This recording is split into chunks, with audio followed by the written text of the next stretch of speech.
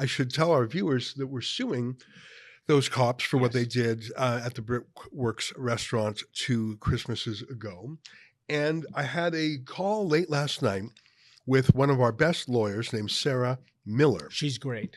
And I know her work because she has defended a number of cases for the Democracy Fund, including a very difficult case involving Pastor Arthur Pawlowski. And Pawlowski was convicted of keeping his church open during the lockdowns. He lost at trial. That's a tough, when you lose a trial and you appeal, the odds are against you.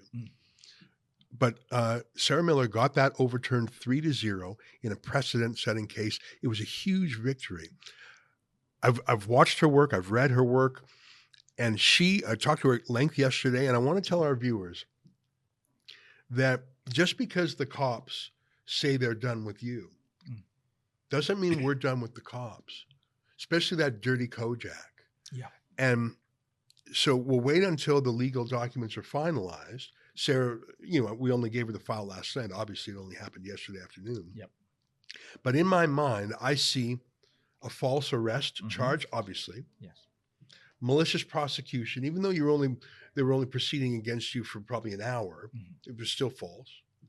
False imprisonment, when you were arrested, handcuffed, and put in the back of a car and then dumped off at a school. And of course, you yourself were the one who was assaulted.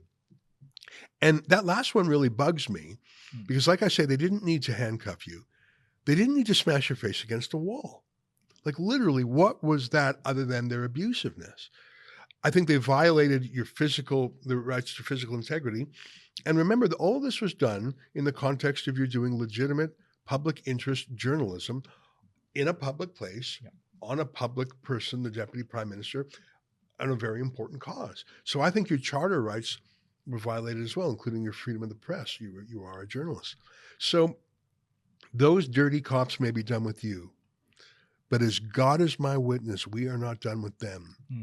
And I'm going to leave the details to the expert, Sarah Miller, but it is my plan to sue these dirty cops to infinity, to sue them until Jesus returns and brings with him, the second coming.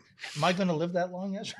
Well, whatever it is, we will pursue these dirty bastards until the end, especially those 2 wicked liars. The Kojak guy who was the thug, the bully, the bouncer as his nickname is, and the bearded manipulator, the gaslighter who said, oh, you were pushing everyone around. You were aggressive. You wicked liar.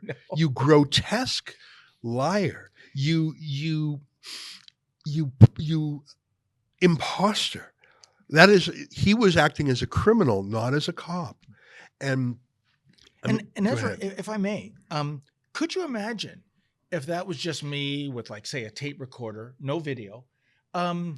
We're toast. We're going to do something about that. Go to standwithdavid.com if you want to stand with David. On behalf of all of us here at Rebel World Headquarters, to you at home, goodbye, and keep fighting for freedom.